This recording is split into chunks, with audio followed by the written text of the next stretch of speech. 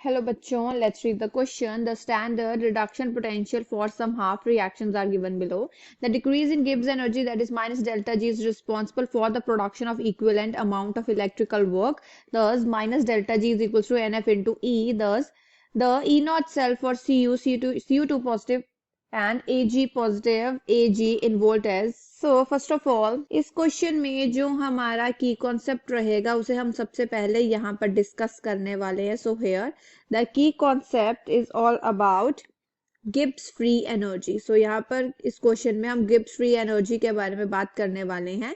And जैसे कि हम देख रहे हैं क्वेश्चन में हमें इसका ऑलरेडी फॉर्मूला गिवन है, that is minus delta G is equals to n F into E है. यहाँ पर हमारे पास moles of electron transfer in the reaction F Faraday constant.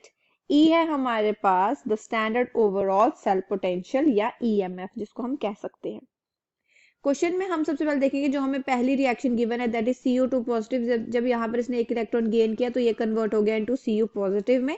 सो इसके लिए हमारे पास डेल्टा जी नॉट क्या रहेगा, that is E not F into 1. For the second reaction that is Cu positive plus electron, it gives us Cu. इसके लिए delta G क्या आ जाएगा, that is minus delta ji is equals to E not F into 1.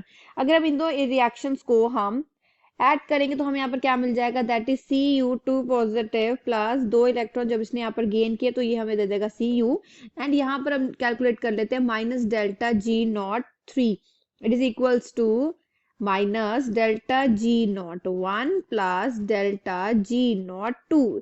इन सब की values हमें given है तो यहाँ पर हम वैल्यूज पुट करते हैं, that is minus 0.15 F plus 0.5 F. सो यहाँ पर अब हम क्या देख रहे हैं, दैट यहाँ पर हमें 2 इलेक्ट्रॉन इसने गेन किए हैं. सो दैट्स वाई हम इसको इस तरीके से लिख सकते हैं 2 into E naught 3 F and it is equals to 0.65 F. जैसे कि हमें पता है कि जो डेल्टा जी है वो किसके बराबर है, that is minus N F E naught के. सो ई नॉट जो 3 हमारे पास है वो है हमारे पास अब आ गया 0.325 आफ्टर कैलकुलेशन. अब हम यहाँ पर देखेंगे फॉर रिवर्स रिएक्शन. तो रिवर्स रिएक्शन यहाँ पर क्या आ जाएगा, that is Cu give Cu2 positive plus यहाँ पर उसने 2 इलेक्ट्रॉन लूज कर दिए. सो इसके लिए हमारे पास E नॉट क्या आ जाएगा, that is minus 0.325 volts. Cu दूसरी रिएक्शन के लिए भी same, Cu give Cu2 positive plus 2 electron. यहाँ पर भी जो हमारे पास E नॉट वैल्यू रहेगी वो रहेगी माइनस 0.325 वोल्ट्स.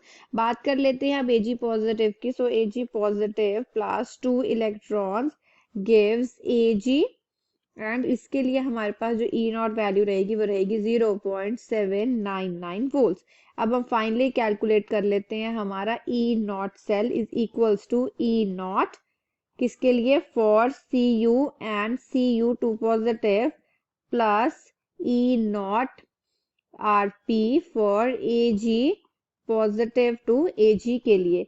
वैल्यूज पुट करते हैं minus 0.325 plus 0.799 and it gives us 0.474 volts.